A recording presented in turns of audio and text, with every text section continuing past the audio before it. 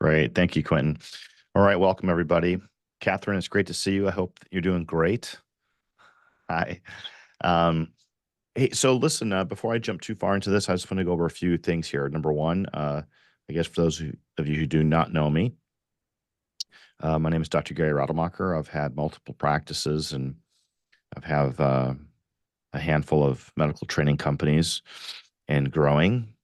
And what I'm going to go over with you today is really what I've used to scale my businesses. And when you know, I've been in this for a long time, and I've had a lot of different consultants over the years. And around in 2005, I was really struggling with closing people on care. Like people just weren't. I was having a difficult time. Uh, and at that time, that's when I learned about the Business Academy. And I ended up taking a course that helped me with that. I went from a 35% close rate to an 80% close rate, which drastically changed my business. It was like, have you guys ever heard like you're one decision away? Like that was my one decision I made that really um, catapulted me. And when I saw the results with that, is when I turned to the Business Academy and I realized that they teach all these different business systems. And when I implemented those business systems is when, things just took off for me. And so I want to share some of that stuff with you. And before I dive into too much of it, I just want to pose a couple questions. So, you know, as a clinician, as someone who takes care of patients, we've all gone to school, right? We whether it was chiropractic school, medical school, NP school, but we spent a lot of money on learning how to be a provider. So nowadays, like when I ask this question, how much money did you spend on becoming a provider? Wow, like I don't know what NP school is, Catherine, but I know for DCs, they're $300,000 in debt coming out of school. You're nodding your head, yeah. So is that similar to and for NPs?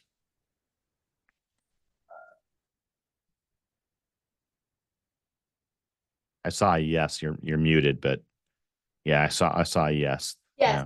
yes. It's for me, it was the first 2 years in Quinnipiac was only 85,000, but then third year and up, it's increased from a quarter of a million to 500,000, depending upon whether you're getting your doctorate or not at the same time. And I did receive my doctorate. Yeah. Well done on that. Yeah, you're right. I mean, it's way up there, right? And so one of the things I see as uh, I hate to use the word outpoint, but that's kind of what it is. It's we spend all this money on taking care of patients and we're all gung ho and ready to take care of patients. But then the next question is how much money have you spent on being a business? And the reason why I pose that question is because whether you realize this or not, you've been in business since the day you were born. It's called your social security number. It's a tax ID. Like literally, we're we're cogs in the wheel, so to speak. And but we are businesses. And what I see is that a lot of money gets put into being a provider, but very little gets put to knowing how to run a business. And really, that is a big shortfall for many people.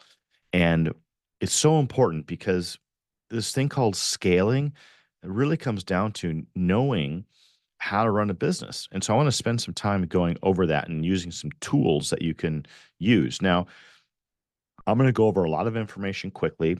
And so, ask questions on the chat, or you can unmute yourselves if you'd like to, if you have any questions.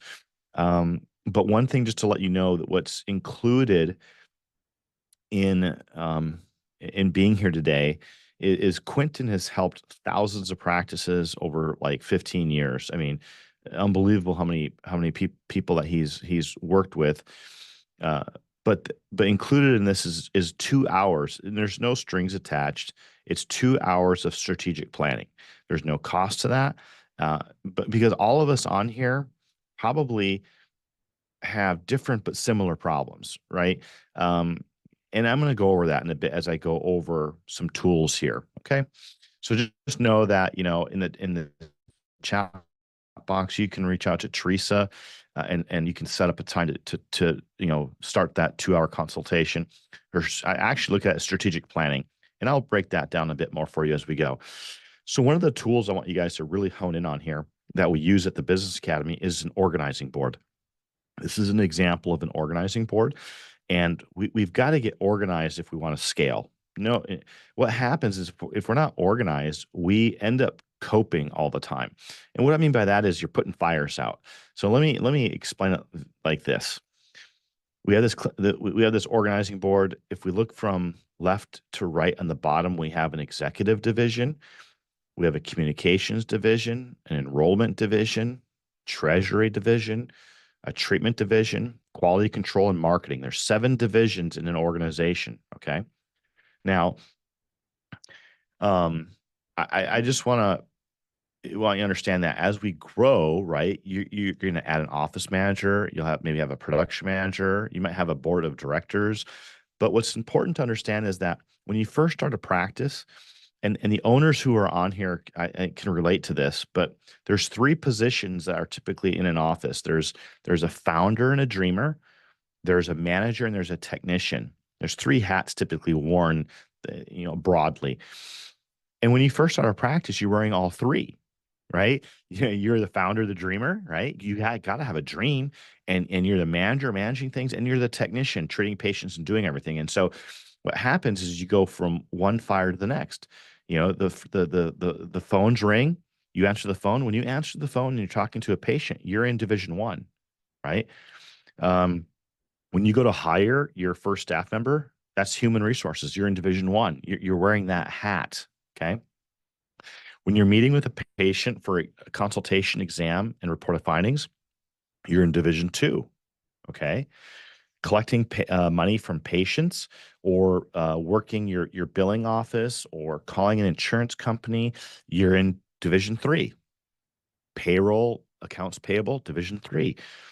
When you're with a patient, treating a patient, regardless of the services that you offer, it can be functional medicine, chiropractic, rehab, primary care. I don't care what services you deliver, but when you're delivering services to a patient, you're in division 4. Okay. Then all of a sudden you get an upset staff member or an upset patient, and you're putting on your quality control hat. You're in division 5, right? Continuing education, correcting, staff or patients. When you market, you're in division 6. So if you go do a lunch and learn, if you go do events, or if you are doing the social media, you're doing postings, you're in division 6. And then when you're working on just the office itself, you're in division 7. You're establishing the practice, you're doing the financial planning. So what happens when you first start in your practice, you can't, it's difficult at first, right? I mean, it's 24/7, 365. I remember when I first started in practice in 1995. I was an associate first for about a year, and then I started my own practice in 96. So now I'm aging myself with you guys. I've been around for a little bit. Kathy, have I been around longer than you? No.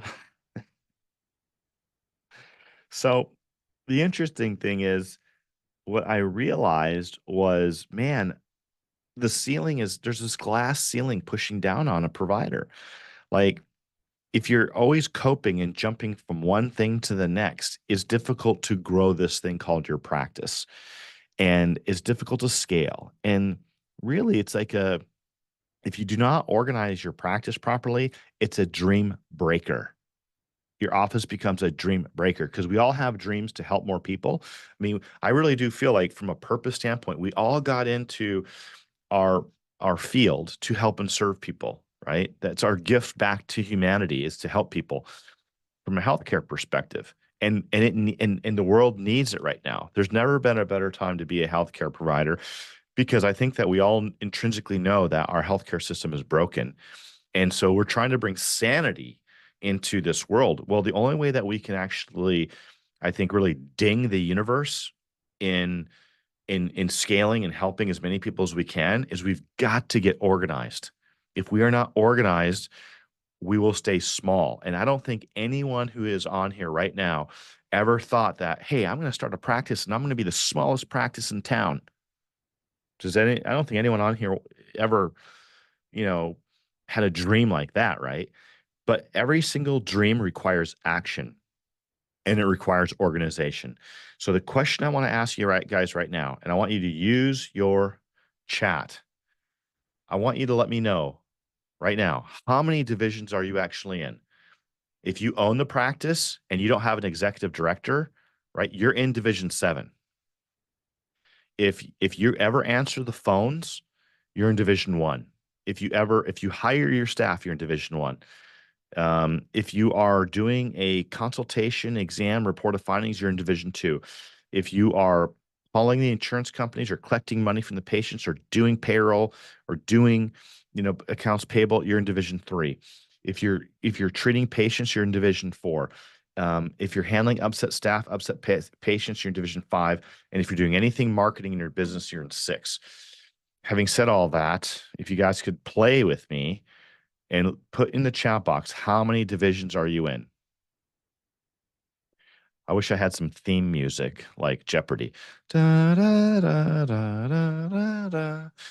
You know, let me know, how many divisions are you guys in? Because this is an important, um, it's important for you guys to actually, thank you, Kathy. Catherine, it's so important for you guys to actually confront this thing. Dr. Amber, 7, thank you. I've been in 7. I've been in all of them. iPhone 2, you're in 5. Thank you for responding. I've been in all of them before too. Now, here was the break. Here was my escape from this matrix.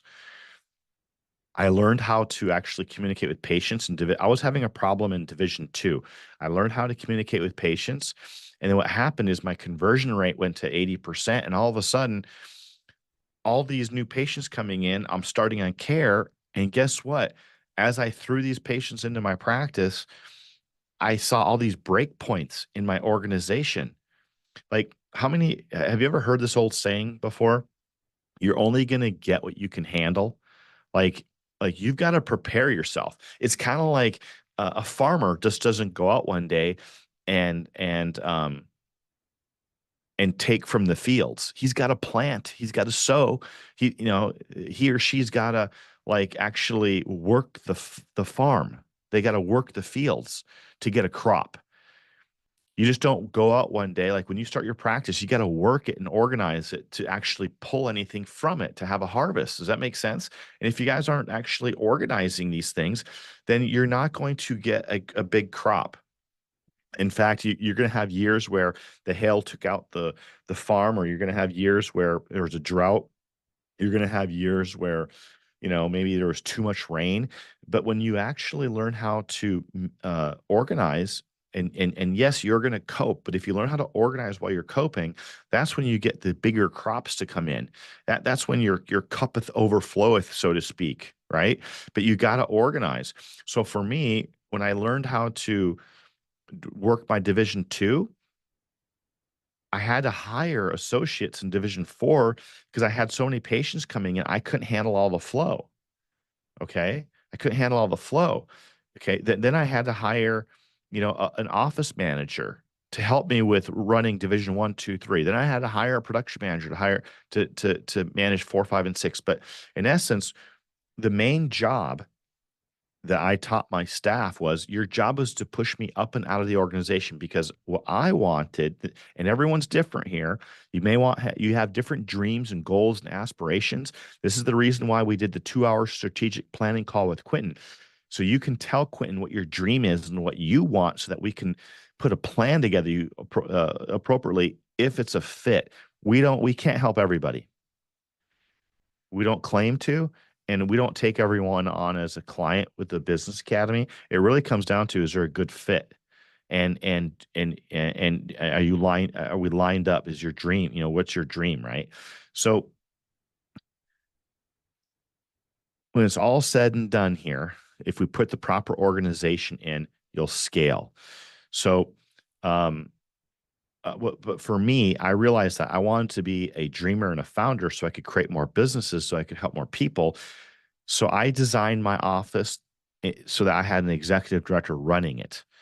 And the Business Academy helped me attain that. Okay.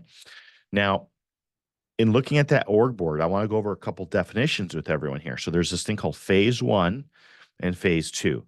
Phase one is when an executive, or if you're an employee who is on here, you're single handing that position. You're actually working in the post. Phase two is when an executive gets people to get the work done, and that happens through staff training. So here's another little tip: if you're not training, you will not get into phase two. The only way that you can get to phase two is with training, and that's an out point that I see quite common. Quite common. I see that not enough training is going into the team. So you got to have daily training. And I said that right. I said daily training in every division. And that has to be organized and put into play. Now, an org board, what this does, what I just showed you, it lays out responsibility. It's a flow chart that shows how things flow through the practice, right? And to expand, you'll have to get the hats off of yourself. Like, if you're the owner on here, you've got to, if you want to expand at some point in time, you're going to want to have other people taking on the responsibility of these divisions. Because if you're in all 7 divisions, 4, 5, 6, 7 divisions, each time that you actually you buy time, which is hiring a staff member, and you train them up, you remove those things to do yourself. You're buying time. As an example, when I had 30 employees in one office, that's 1,200 hours a week I was getting. But if I was the only person in the office, I'm only working, let's say 60, 70 hours a week. But when I had 30 employees at 40 hours a week, I was working 1,200 hours. Does that make sense? To see how much more can get done if I've got 1,200 hours a week versus 50 or 60 or 70, right? And I can help more people, right? So to expand, you have to organize flows and responsibilities. Now, this is an important, coming back to the slide, this is really important to understand. Anything not expressed on an organizing board wraps itself around the owner's neck. So, problems, breakpoints, stops, whatever you want to call it. If you're, it wraps itself around you. So this is what I meant by, if we're not organized properly, you're always going to be putting fires out, and you're jumping from one problem to another. How many of you feel that way at times, that you're just jumping from one problem to another, right? And this can happen also as an employee. If I'm working the front desk, and if the front desk is not organized, I'm going to be going from one fire to the next just at the front desk. So we want to put order in. It's so important that we put order in. Now, I want, as you're growing and scaling, it's important to realize that every position in your practice needs a valuable final product. Okay? Valuable final product. Valuable means it's exchangeable, right? A product is someone or something that has been brought into existence, and the end result is creation. So an example of that would be the front desk valuable final product would be patients completed their care plan. Their job is to make sure that patient makes it to every single appointment and finishes their care plan, right? They're calling and reminding patients. Maybe you have an email system and it's automated, that you're sending out texts and emails, and they're making sure that patient shows up and they complete their care plan. And from a purpose standpoint, guys, everyone needs to be on the same page, right? What's the vision of the founder? And has that vision been uh, thoroughly put into the organization where everyone is feeding off of that vision? Case manager, the valuable final product is an educated patient signed up, right? Paid and started on their care plan. Someone who's in your billing department would be complete bills collected from the insurance company. Now, this thing called exchange, it's important to understand exchange, is that there's different levels of exchange, okay? Different levels of exchange. And I'm not going to go into depth on this, but I just want you to understand that there's four levels. There's what we call exchange and abundance. There is fair exchange, poor exchange, and criminal exchange. The more that you exchange in abundance with your patients and with the office is exchanging in abundance with each other, the more people you will serve. Okay, more people you'll help, and in today's world, it's hard to find businesses that exchange in abundance with you. You know, it doesn't happen nearly like it used to. But let me give you some examples of exchange in abundance. If I just say these businesses' names, wouldn't you say that there's something that they do that's really exchange in abundance? If I say Amazon, what's the first thing you think of? Easy, right? Click a button, boom, it's there the next day. I mean, they solved a problem and they're good at it. You get your products very, really quick, and they have a really easy exchange. If you don't like it, send it back. Really easy. That to me, that's like an example of exchange in abundance. You know, in any case, we will every position in your organization has a valuable final product. And so when we look at this org board, when we create your org board, and everyone's org board is going to be a little bit different, but these divisions are the same. At the bottom is, you can see across the bottom as my cursor goes across, you see valuable final products for each division. We want to live by that, right?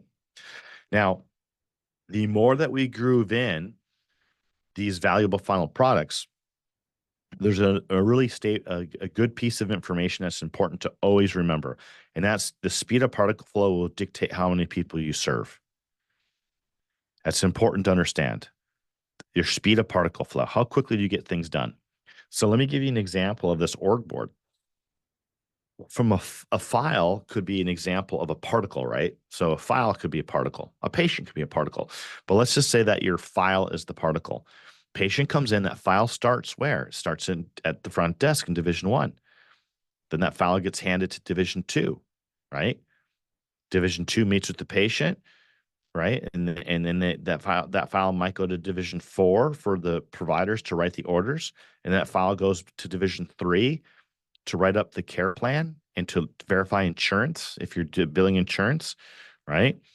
And then it'll go back to Division 1 for your report of findings day. There's a flow to that file.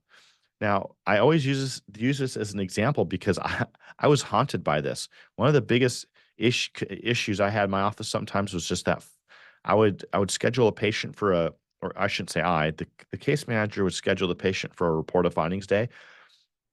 The patient would come in and I couldn't find the file. Am I the only one that's happened to? Has anyone else ever had that problem? Like, where is the file? The patient's here and I need to do a report of findings and the file is nowhere to be found. It is insane.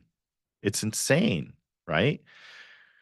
That's what I mean by speed of particle flow. That file's got to route through the office appropriately, just like a patient does. So we want to make sure we are very well organized and everyone knows their valuable final product and that we're in exchange with each other. Okay. Now, let me give you some examples of systems that are needed for you to scale. Do you all realize that you need to have a system for your dream?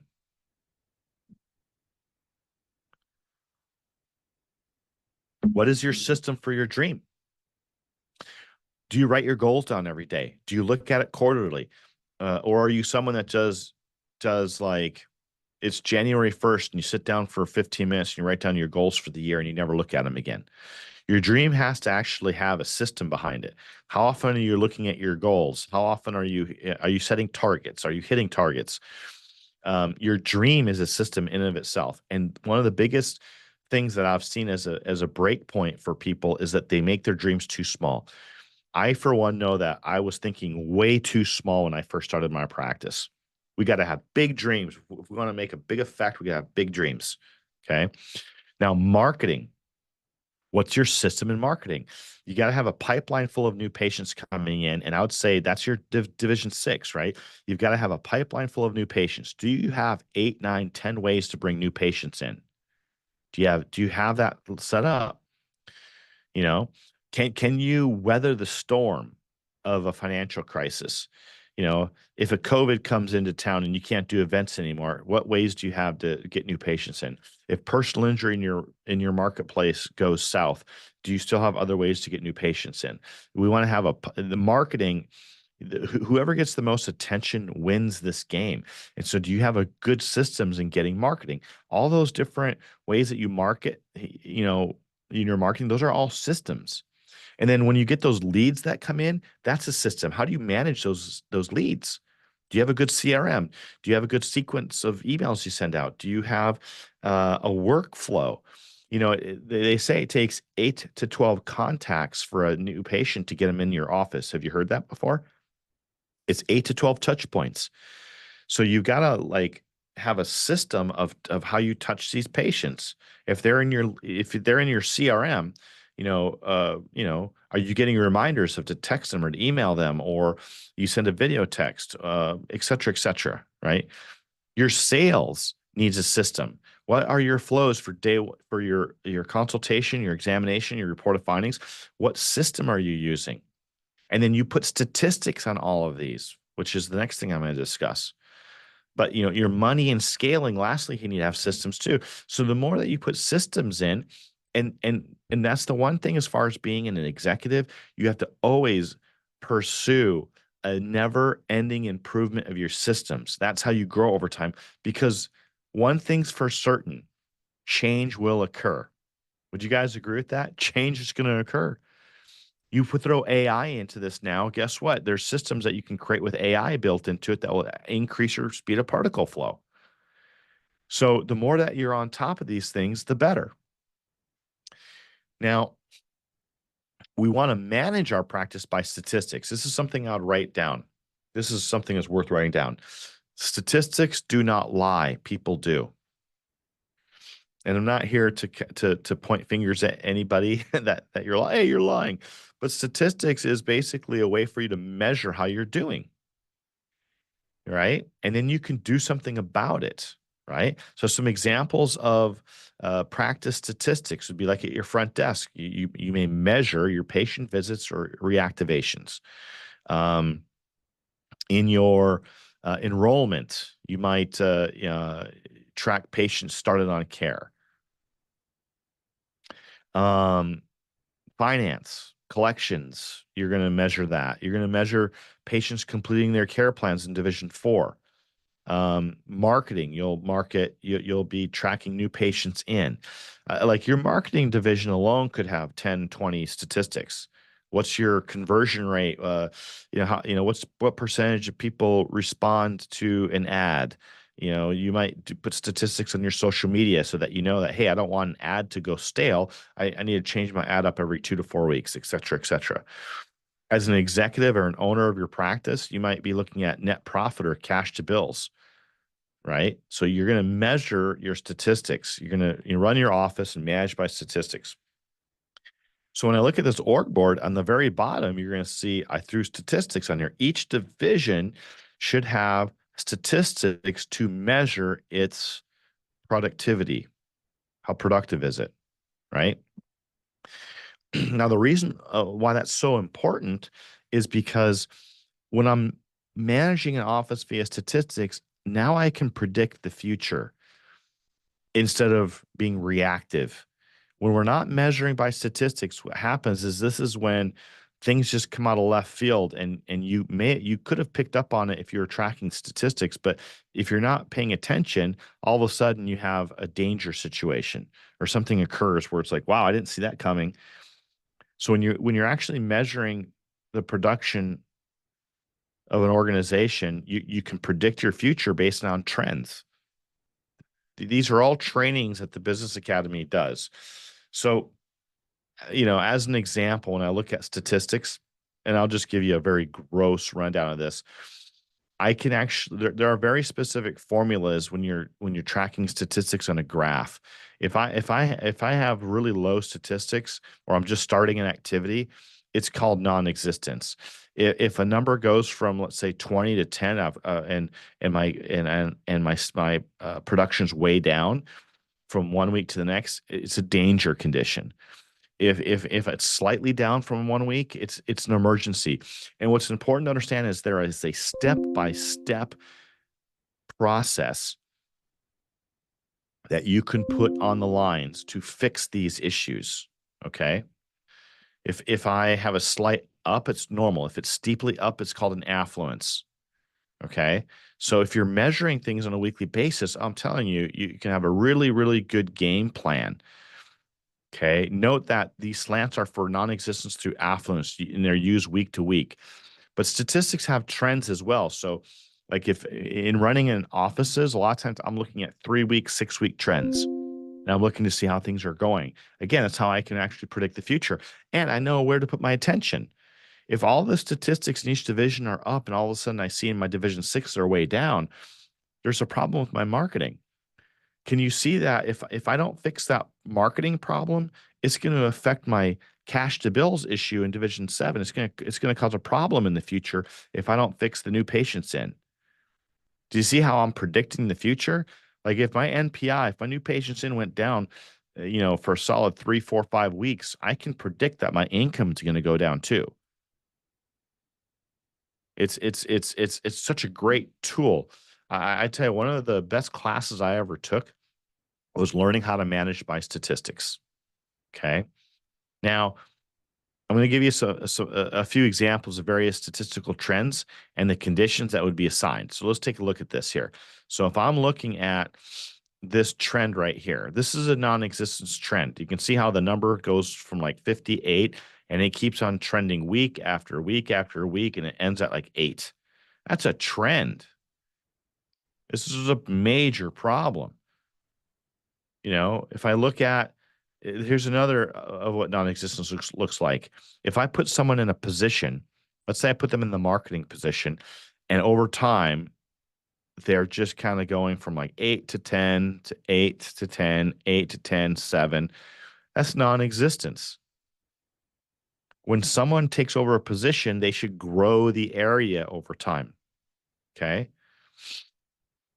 How about if we look at an emergency? So, actually, let's look at danger. Here's a danger trend. Can you see how in week one we're at like 42, then we go to 48, and then all of a sudden we have this downward trend going? Wouldn't it be nice if you knew exactly what to do? How many of you like would love to know if my graph was looking like that, what do I do? That's what business formulas for business success. It's another course teaches you what to do. It's so awesome. How about this emergency trend? Can you see how on the graph on the right, it's staying it's not going up. It goes down and up, and then it goes down and then up, but there's no growth. That's actually an emergency. Versus a normal trend would be a slight rise above the level of normal. You can see on this graph, it's constantly kind of continually going in an upward trend. That's a normal trend. Okay. This is a graph I like the most, other than power. This is affluence trend. Look at that. I mean, look at this. That's like a rocket going up. Man, that's a beautiful looking sight. But guess what? There's very specific steps to do when you're going through an affluence. Or else what happens is if you're not organizing why this is happening, it's going to dive down. You've got to organize this as it's happening. Okay. Now, on this graph on the right here, you can see that there's a lot of white space underneath this graph. That's what we mean by power. And that's what we want for every division of your organization is to hit a power division in your division, a power trend.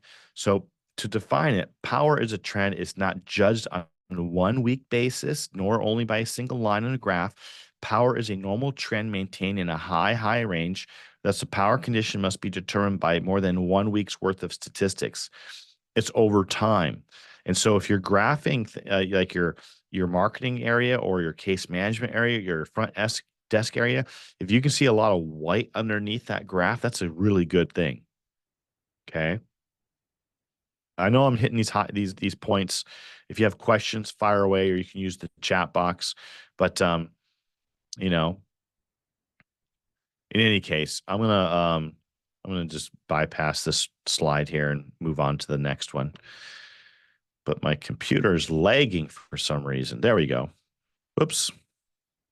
It caught up and then it jumped ahead. So here, I've already touted this a little bit. You need to have systems with standard operating procedures. SOP stands for standard operating procedures for every division. Now, I don't want you guys to get overwhelmed with this. I know I'm going over a lot of data, and it's kind of like just a 50,000 foot view of this. This is the reason why everyone who's on here gets a 2-hour strategic planning session with Quentin, because some of you might be in 7 divisions or 4 divisions or 3 divisions, but you have different problems that you're confronted with. Like, what's the next organizational step based on where I'm at? And we all have strengths and weaknesses. So he does this one-on-one. We don't do that. We don't do strategic planning in a group setting, because each and every one of you is unique. Now, for the employees on here, I would get with your owner and say, hey, let's get on this call with Quentin, because we have a problem. Let's say you're the office manager and you see, hey, we have a problem in Division 2. We need to figure out this situation here. Well, let's get a strategy plan put together on how you fix that so that you can continue to grow, remove the barriers, right? So in the end here, I think what's important to understand is, regardless of who's on here, right? What's your dream? Do you want to be the founder and the dreamer and be in the board of directors as the owner? Are you working the front desk and you want to be the office manager? Let's say that you're working the front desk in your Division 1 and your dream is, I want to be an office manager. Well, how do you get there? Wouldn't you like to have a game plan? And guess what? I can guarantee you every owner on here would want someone working for them that's striving to improve and striving to take on more responsibility. Doesn't that sound great? As an owner, how many owners on here? Just give me a yes in the chat box if you'd want someone who's working for you to take on more responsibility and actually take more stuff off of you so you can focus on whatever your dream is. Maybe you want to just focus on the treatment area and treat as many people as possible because that's your passion, that's your purpose. Or maybe some of the owners on here want to be at the board of directors so that they can open up multiple practices. But it takes a group, it takes a team, a well-organized team, right? So again, you need to have systems with standard operating procedures. So example, when you're hiring, what's your hiring protocols? What are your hiring protocols? There is a system to hire really good people, but it's a step-by-step process. Do you have all the ads for all of the positions in your office? Do you have the right questions to ask in an interview? Do you have good onboarding protocols? The worst thing that we can do is to hire someone, throw them in a position, and never do any training. Do we have good training systems, right? So I want you to quickly listen to Dr. Dahmer. He's been someone that's been with the Business Academy for a long time. You're going to hear him talk about some of the things I've just gone over, and you'll see how he's used the Business Academy. We started off seeing 30 people a week. We're seeing 1,000 people a week now. We're serving more of our community. Dr. Brian Dahmer, owner of Family Chiropractic Center for Wellness. I was that chiropractor that worked 5 years and never took a vacation. I can't imagine stepping away from my practice for more than a week. TBA has not only allowed me to become phase 2, I'm not in my practice anymore. I could take a vacation for 2 months now if I wanted to, and I've never had that kind of freedom. I have people coming up saying, oh, I go to your office, and I've never met them. It's nice to hear they got a great experience in my office, got a great adjustment, they're referring people, and I never stepped foot in that office. Management, having good leaders, having people that could run the show when I'm not there. We put the systems in place, the org board in place. It gives you just a clear vision on where you want to go and how to expand in the future. I joined 7th Division, which is a group of incredible individuals doing things above and beyond at a high level. I love masterminding with these people. I always walk away with best ideas and a nugget that I go home and immediately implement. I chose TBA just because I needed that structure. With 4 offices, if you don't have systems that are repeatable and staff aren't accountable and managed properly, it all comes crashing down. You can't have a personality-driven practice. You have to have something people can plug into, buy into, and grow. It's just the vision that you put out that you want to create, and you just keep expanding it and making it bigger. I can only impact so many people with my own two hands, but as you teach and as you inspire your team, man, it's amazing what you can do. I'm excited to be a part of the group, and I can't wait for more to come. Okay, great. So just hopefully that video played for you guys. Did that stall out? Because it looked like it stalled out for me. Didn't play. Were you able to hear it at least? Were you able to hear it? Okay, that's the important part. The words are more important than the pictures, even though our team did a good job on that video. But, Dr. Dahmer actually has 6 practices going on 10. He sees 2,000 patients a week. And it's all based on systems that he put in. I would say the one thing that he has told me in the past that's what has helped him, and I have to agree with him. And he's told me before, like what's helped him the most is he makes decisions quickly. That's the key for him is that he makes decisions quickly. And that's where you guys are at right now. I mean, I hope that what you guys really have learned from this is you need to organize to get out of that cope. Just know that as you're growing, you're still going to have problems. You just have different kinds of problems. The question is, what kind of problems do you want? You're going to have problems when you're going to have problems when you are seeing 50 visits a week, 100 visits a week, but you still have problems when you're seeing 500 visits a week. They're just different. Okay. I remember that when I started getting trained, that's the one thing that no one can ever take away from you guys also is that when you learn and you train, that's something that you have forever. And what I realized is that when I started correcting my organization and I started growing, my problems changed from can I make payroll? Am I going to be able to pay myself this month? It became like I need bigger space. I'm paying more taxes. I had different problems. Right? I've got to hire more people. I mean, but I changed my mindset to I get to hire people. I get to pay taxes. I get to it's a mind shift that happens. So in any case, I'm going to open up for questions and bring Quentin back on here. I definitely encourage you. There's a link in the chat box for the practice analysis, also that strategic planning session with Quentin. But I'm going to open up for any questions that you may have of either Quentin or myself. Any questions?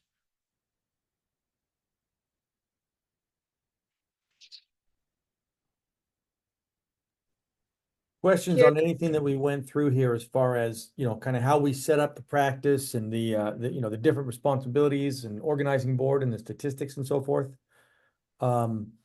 Anybody, I know he went through quite a bit with that. Anybody want to have any questions there for Dr. Gary? This is Kathy. I understand how you use the systems and everything, and I've taken the courses. My only problem is trying to find and hire people that can actually do the job. I mean, I've hired people, but then I've had to let them go after 2 weeks because they've answered the questions. I've followed your hiring protocol and they've gone through the whole thing. But as soon as they get in the door, I have to let them go because they're not proving to what they said. Yeah, I understand. I've had that problem too, Kathy. I mean, in fact, there was one time that I think I went through 40 staff in 1 year. It was painful. It was painful. But here's what I've realized with employees. I always look at myself first. When I lost all those 40 people, it's because I was doing a poor job. And I'm not saying that you are, Catherine. I have no idea what's happening without really sitting down with you. But I know for me, when I had that problem, I was doing a poor job at interviewing. I wasn't choosing the best candidates because of my lack of knowledge. I didn't have good training systems in. And so what would happen is like, I don't know if you've ever done this, but I would hire someone, I'd give them a manual, I'd have them take their position. And that my expectations were that they would know the position like in a week. And then when those expectations weren't fulfilled because I was not apprenticing them appropriately, um, I would get frustrated with them, and then I would either fire them or they would leave just because they knew it was coming, probably, right? And for me, and I'm not saying you're doing this, but for me, I learned that, like, also in creating a really good culture, I had to, because I was always looking for problems, because I had this thing in my mind, if I see and problems and fix problems and I keep acknowledging problems, I'll keep having problems. And versus acknowledging what I wanted. When I Well, when I started acknowledging people for what I wanted, that's what I started getting. I know that sounds kind of quirky, but no, but no, these individuals, when they applied and everything, they said that I was specifically hiring for infusions, for my infusions in the office.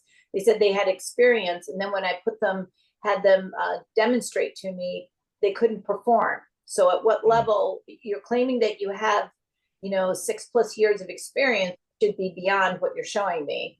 And then I've caught a couple of them in basically, I think they're desperate individuals looking for a position, and they're also hoppers, which I noticed.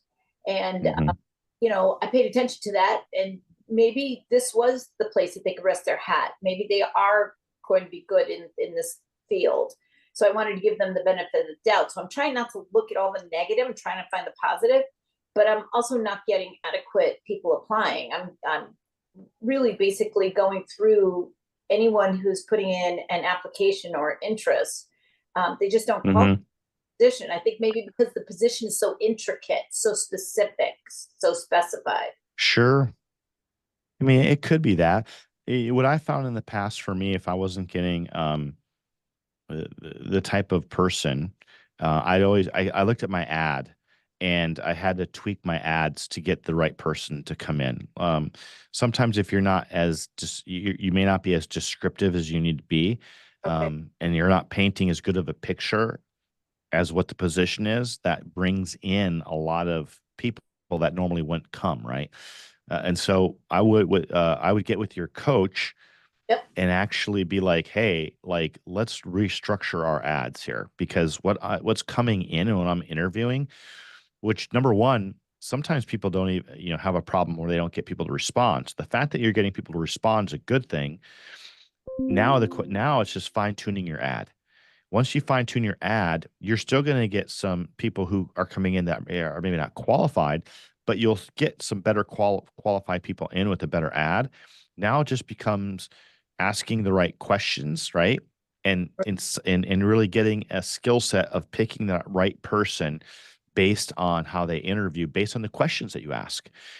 The quality of your questions will always give you the quality of the individual and the answers, right? So we got to learn to ask really good interviewing questions that's really going to siphon through what you're running into. And I had the same problem, Catherine. I mean, you're not alone.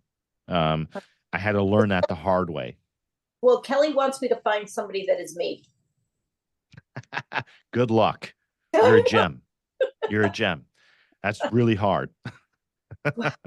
It is. But yeah, so I do see what she's saying, and I think I'm starting to look for those qualities that I have in my skills, my Hmm. skill qualities, and that's what I'm looking for at this present moment. And I've Yeah, got putting in 5+ years to 6+ years. I'm rewriting my ad right now, and I'm putting in 10+ years. that's a nice change.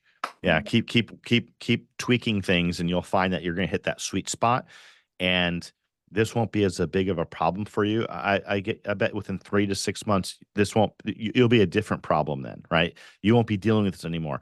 And just to let you guys know, if you're having problems in certain areas, for a lack of better words, it's the universe telling you you need to skill up in that area. Once you Okay. skill up in that area, you're going to be, you won't have that problem anymore.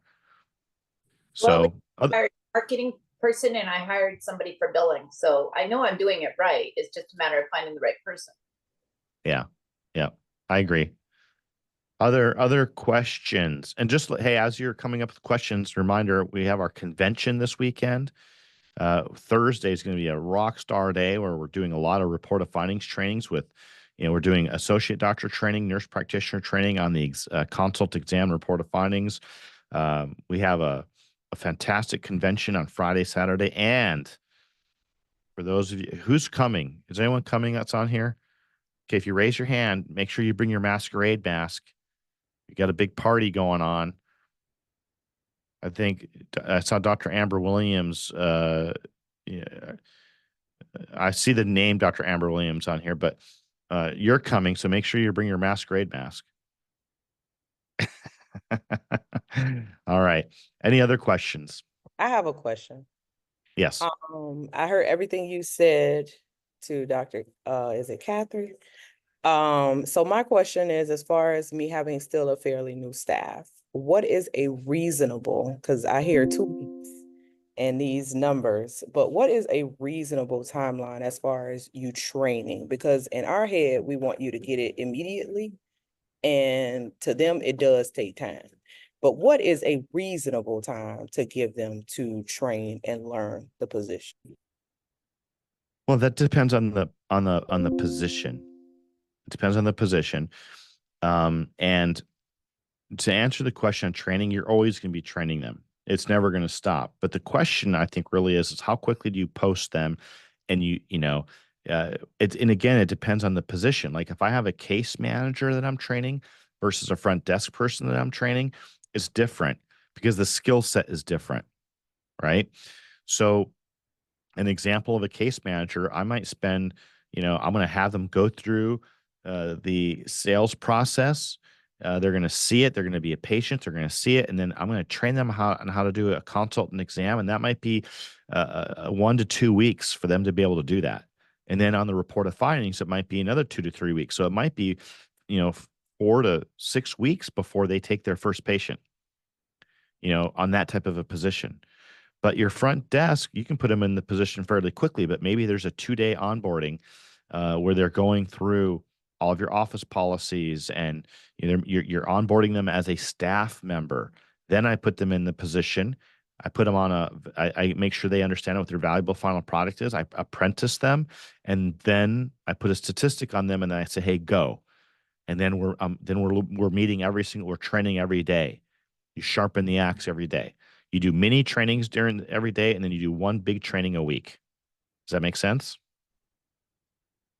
I know that wasn't probably the answer that you wanted, what you're looking for, but every position's slightly different, and it might take a little bit longer to onboard someone. Okay. If I could add one thing to that, Dr. Amber, is that every person that starts, you completed the management basics course, correct? Okay, so every new employee starts in a condition of non-existence, and they've got some time to be able to get that. If within 4 weeks you don't have them being a productive employee, and they're not getting themselves out of non-existence, they're going to drop below that, and they're no longer going to be of use to you. You need to be able to see that they can actually get something out of that. Now, if you're going to give them different roles, then they might have different non-existences. But if they start as a new person and they're not doing anything within those first 4 weeks, you're kind of reaching to think that they're going to do something within the next 4 weeks. Okay. Does that help? Yes. Okay. So just to add to that, as I agree with Quentin, as they're going through that, the biggest indicator to me that I look for to see if someone's going to work is, number one, are they willing? Do they have a strong sense of willingness? And then, as Quentin said, if they're in a non-existence, as you put them on a statistic, you should start to see their numbers climb and grow as time goes on. If they're staying in non-existence, to Quentin's point, it's not a good indicator, right? And so it goes back to like in our hiring, in the hiring hat that we have, a hiring training. There's this thing called you hire slowly, you fire quickly, right? You hire slowly, fire quickly. And I've made mistakes on that before too. Sometimes I've kept someone on the lines way too long, because you know what? If I get rid of them, then I got to do the work, and it would prevent me from getting rid of someone when I should have gotten rid of them a long time ago. Does that make sense? Perfect sense. Yeah. Thank you. All right. You're welcome. Good to see you. I'm glad that you're going to be at the masquerade party. Yes, I'll I mean, see. at the convention. I'll be there too. Good. Hey, so I want you guys to take advantage of that practice strategy call with Quentin. Make sure you guys hit that link. Quentin, is there anything else you'd like to hit right now? No, I think that's it. So we've got we had a few people here. You know, we had quite a number of them that's scheduled here. So that's great. And we'll see you on the next one. All right, guys, have a great rest of your day. Take care. Bye. Bye-bye.